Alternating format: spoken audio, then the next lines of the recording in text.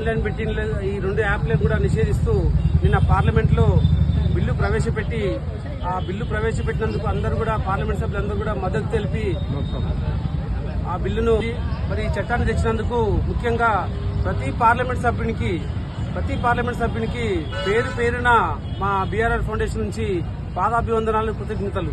ఎందుకంటే దేశంలో ఈ ఆన్లైన్ బెట్టింగ్, ఆన్లైన్ గేమ్ల నుంచి వల్ల చాలా మంది యువత బెట్టింగ్లు పెట్టి గేమ్లు ఆడుకుంటా చాలా లక్షల కోట్లు పట్టుకున్న సందర్భాలు చాలా ఉన్నాయి.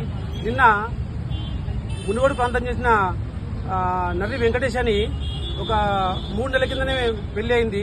ఈరోజు వాళ్ళ అత్తారింట్లో బోనాలు. మరి అతను ఊరేసుకుని చనిపోవడం జరిగింది. ఎందుకంటే ఈ 3 నెలలు ఆయనకు ఆన్లైన్ బెట్టింగ్ నుంచి ఒక 15 లక్షల రూపాయలు పోగొట్టుకుంటూ బంగారం పోయింది. ఈరోజు వాళ్ళ అత్తారింటి దగ్గర బోనాలు ఉన్నాయి. బోనాలు కోదామని పొద్దున్నే భార్యాభర్తలు ఇద్దరు కలిసి గొడవపడి అతను ఊరేసుకోవడం జరిగింది.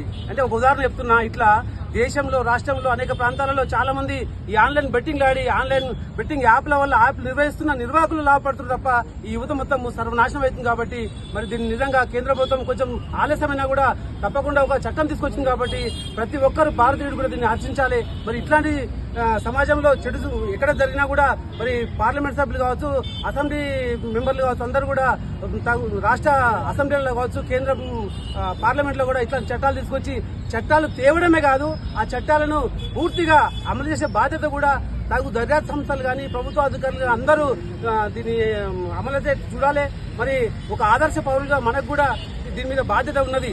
చట్టాలు తీసుకొచ్చినప్పుడు ఆ చట్టాలను ఏం రూపొందించారు, ఎట్లా సమాచారం వెళ్ళి ప్రభుత్వానికి మనం ఎట్లా జాగ్రత్తగా ఉండాలని చెప్పి యువతకు మనం కూడా తగు నిర్దేశమిస్తూ ఎక్కడైనా సమాచారం ఇవ్వాలని చెప్పి అందరికీ నేను ఈ సందర్భంగా విజ్ఞప్తి చేస్తా ఉన్నాను.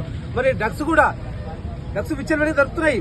నిజంగా పట్టుకుంటున్నారు, కేసులు చేస్తున్నారు. కానీ ఎక్కడ డ్రగ్స్ సంబంధించిన గంజాయి కావచ్చు, కొకైన్ కావచ్చు, ఈ మధ్యన ఆ క్లోరోఫామ్ అనే గంజాయి కొత్తగా వచ్చింది. అదేంటంటే ఇప్పుడు గంజాయి పొలాలలో ఉంటుంది. అది కాకుండా ఇది ఒక ల్యాబ్లలో, రూమ్లలో పెంచుతున్నారు. ఒక తగు ఉష్ణతలు మెయింటైన్ చేస్తూ పెంచుతున్నారు. దీనికి మత్తు ఎక్కువ, అంటే 30% మత్తు ఎక్కువ వస్తుంది. దీని రేటు కూడా ఎక్కువ. కొకైన్ లాగా ఉంటుంది ఇంచుమించుగా ఇది. కాబట్టి మరి దీన్ని కూడా పూర్తిగా నియంత్రించాలి. ఎక్కడైనా పట్టుబడితే సరఫరా చేసినోడు, వాడినోడు, ఉత్పత్తి చేసినోడు, ఈ ముగ్గురు మీద కేసులు పెట్టాలి.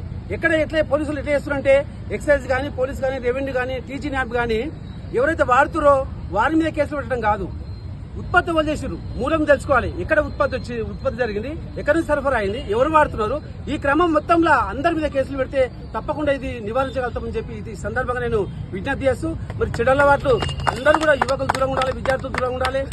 కలియుగం వయసు 4,32,000 సంవత్సరాలు.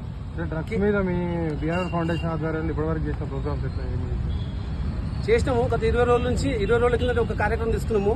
అంటే ఈ డ్రగ్స్ అంతం కావాలి, ఈ ఆన్లైన్ గేమ్స్, ఆన్లైన్ బెట్టింగ్ల మీద మరియు సైబర్ క్రైమ్ మీద అవగాహన కోసం అని చెప్పి అన్ని ఇబ్రాహీంపట్నం గవర్నమెంట్ హై స్కూల్లో ఒక వ్యాసరచన పోటీలు నిర్వహించడం జరిగింది. దీని సందర్భంగా అందరు విద్యార్థులకు పూర్తి అవగాహన వచ్చింది. అదే సందర్భంగా ఆన్లైన్ గేమ్లు కాదు, ఆన్ గ్రౌండ్ గేమ్ కావాలని ఒక నినాదంతో, ఒక పిలుపుతోని గవర్నమెంట్ హై స్కూల్ విద్యార్థులు అందరూ కూడా మంచి టోర్నమెంట్ నిర్వహించడం, దానికి కూడా మంచి రెస్పాన్స్ వచ్చింది. నేను ఏమంటున్నానంటే ఇంకా కలియుగం వయసు 4,32,000 సంవత్సరాలు ఉంది. ఇప్పుడు జరిగింది 5,156 సంవత్సరాలు అయిపోయింది. అంటే ఇంకా దాదాపు ఎంత భవిష్యత్తు ఉంది ఇంకా సమాజానికి. మనం ఎవరమైనా 100 సంవత్సరాలు, 80 సంవత్సరాలు, 120 సంవత్సరాలు ఉండిపోతాం. కానీ ఈ 4,32,000 సంవత్సరాల కలియుగం వర్ధిల్లాలంటే, సమాజం మంచి ఉండాలంటే ఇట్లాంటి చట్టాలు రావాలి. ఆ చట్టాలను అమలు చేసే బాధ్యత కూడా పూర్తిగా ప్రభుత్వం తీసుకొని ఖచ్చితంగా మంచిగా అమలు చేస్తారని చెప్పి ఈ సందర్భంలో విజ్ఞప్తి చేస్తాను. Thank you.